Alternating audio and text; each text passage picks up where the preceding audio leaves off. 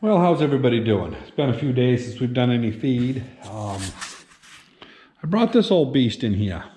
There was no fuel tank in it, and the hood wasn't even hooked on, so I just picked it off. And I just took all the bolts out of the crankcase cover, and I have not broke it loose yet. I just thought we'd look at it together. Well, it's a good sign. Looks pretty clean. Got oil in it.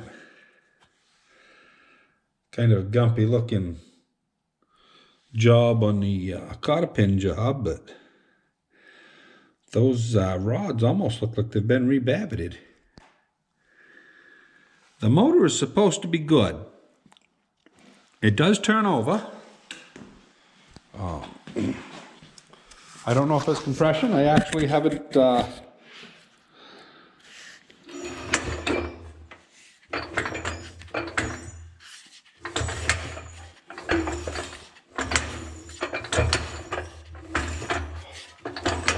little bit, not much. Very little. Probably rust on the valves and stuff. But yeah, you know, it's not all crapped up in there. Makes me pretty happy about that. We'll put this on the ground along with the rest of the stuff that I took off. Back in the rear end, it looked good too. I'm actually surprised. I was told this was a running tractor that this guy did this to, you know, all going with tires on it, but I can't imagine burning all the paint off it and doing this to it. But anyway, we're committed now, you know. I mean, there's so much value in the rear end and the tires and all that. Not any sense to try to go the other way. So my plan is, I've been thinking this over. I'm going to put that cover back on. I'm going to take a whiz wheel. I'm going to start right here, and I'm going to come right across. And I'm going to stay just on the outside of that bevel right down across here. We'll have to just grind as we go. It's going to take a lot of time. Maybe some Sawzall, you know. I'll probably take all this apart though and pull these gears out before I try to disassemble that, because that's a lot of weight. And I've also got to find something to prop it up on. Probably have to run some cribbing through here to hold it up, because once you drop that back off, there's nothing to hold it up. Anyway, it's going to be a kind of an adventure. We'll get this off. I'll have to pull a flywheel off. And I'm going to take this here, and I'll take a piece of soapstone. I'll show you here in a minute. Anyway, we'll take this something like that, so that we'll transfer the diameter of that. And we'll pull this off, and we'll cut this off across here. We'll probably put one bolt hole right here somewhere. We'll have to see where it's going to come in line. Boy, I wish that, you know, this had another ½ inch of room. It would make it a lot handier, but I think I can get that across. We can put a bolt hole on the inside. We just won't put the bump out on it, because we'll have to make it with steel, and we'll, you know, weld it on. I don't think it'll be too bad. We're going to lose our part number, of course, but because they didn't have a part number for this particular part anyway to make an A into a W. So we'll call this a WA. The original W is a Model D power plant. So we've also got to take this nightmare apart, because as you know, that is way too much slop back and forth. So it's going to be quite in depth, but I'm going to, before I get into this, we're going to take and get this all disassembled, get this here straightened out.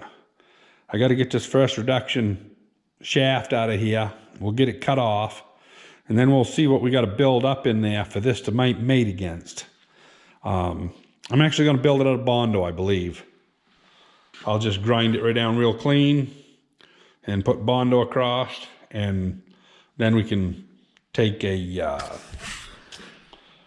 probably, you know, just like an automobile guy does, you know, take one of them real heavy rasps and bring it down close, and probably, as bad as I hate to admit it, we'll probably put some silicone in there, and that'll take up any gaps that we might have. So no pressure here, it's just slinging oil.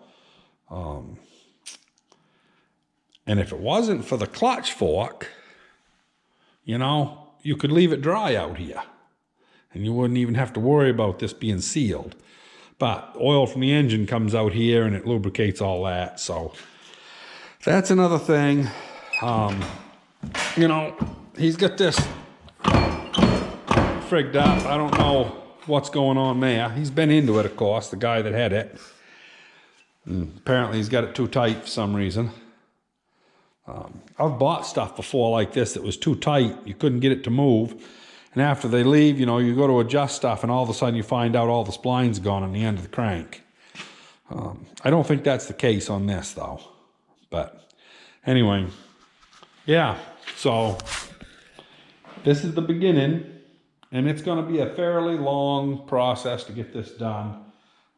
It's right in the middle of the heavy growing season, so we got to deal with that. It's going to be, you know, maybe 10 minutes of video every couple, 3 days, and we'll keep picking away at it. And hopefully, you know, midsummer, maybe we'll have this all straightened out, and yeah, who knows? Now that I see the inside of the engine looks pretty darn good, I'm pretty happy about that. You know, that's your main money, is this right here. We will pull the head off, of course. It looks to me like that gasket isn't that old. They probably just did, you know, a valve job on it, because they said it ran good, but, you know, I'm pretty sure that it's going to need some love. And I might even have a new exhaust for this too, somewheres, but that ain't actually too bad. All I need is the pipe to go over it. So anyway, yeah, don't look too bad. So that's going to be it for this one. Hope everybody out there is healthy and everything, and happy, and yeah, keep safe.